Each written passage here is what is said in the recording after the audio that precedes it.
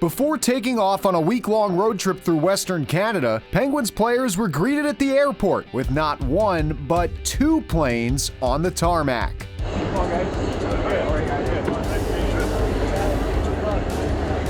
I know how important those guys are, so it was nice to meet them, and it was probably the biggest thing I ever signed, so it was something special. This KC-135 is from the 171st Air Refueling Wing based out of Coraopolis, Pennsylvania. The man responsible for the Penguins' nose art is the plane's former crew chief, Master Sergeant John Blinky. The Penguins, that was my first choice.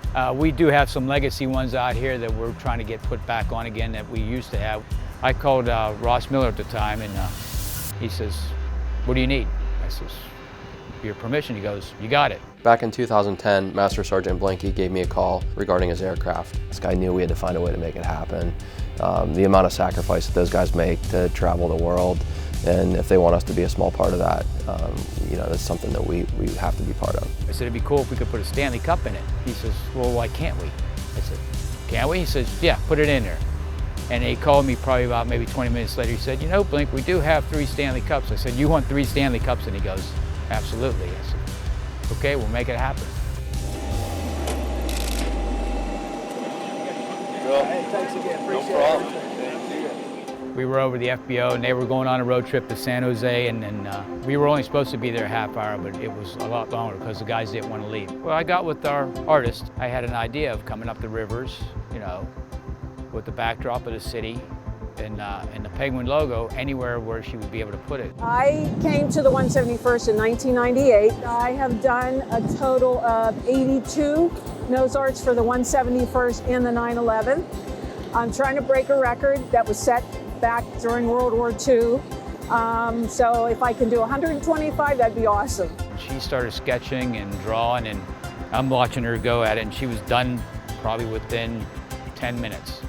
And I said, "That's it, you nailed it." Aside from the Penguins logo, Blinky incorporated some personal touches such as his initials and a purple heart hidden in the trees. This aircraft was over in Kandahar, and there was a mortar attack, and it had a circle for a while. Finally, she landed, and she drove through some shrapnel and flattened number 4 and number 8 tire. So that's why the purple heart. The boat in there has my dog in it. It's a Newfoundland. Her name's Bay, and that's the boat I got married on. My marriage license says mile marker 28.6 on the Ohio River. That's where we got married, with like 40 of our closest friends in their boats out there with us. You can tell this is a Penguins plane beyond just the nose art. From the tail to the cushions to the cockpit, the Penguins logo is prevalent throughout this plane. We went sticker crazy. We put the Penguin logo inside the bathroom door.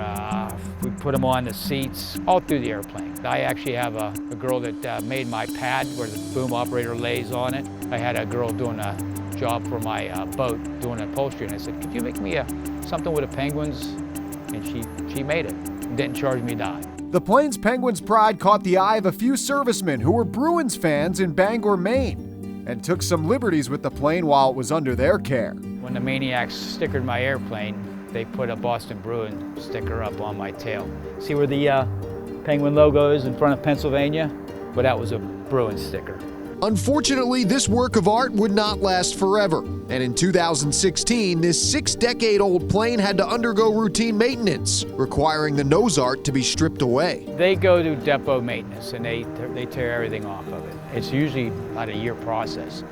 So they have to strip it, so they x-ray everything, so to make sure there's no corrosion, no cracks that they can see, and then they repaint them. They tried to save it. Those guys were heartbroken when they had to scrape it off. They said they didn't want to take it off. During the plane's depot maintenance period, the Penguins claimed Lord Stanley's Cup twice. And with a blank canvas, Donna had an opportunity to restore the nose art that had been previously lost, with a couple additions, of course. When they won the 5th trophy, we knew we had to get it back on the plane.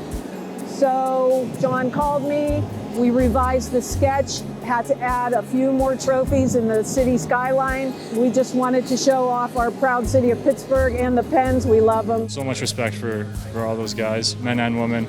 They're the true heroes. And that's all I can think when I meet those people is just the amount of respect I have for them and how grateful that we are.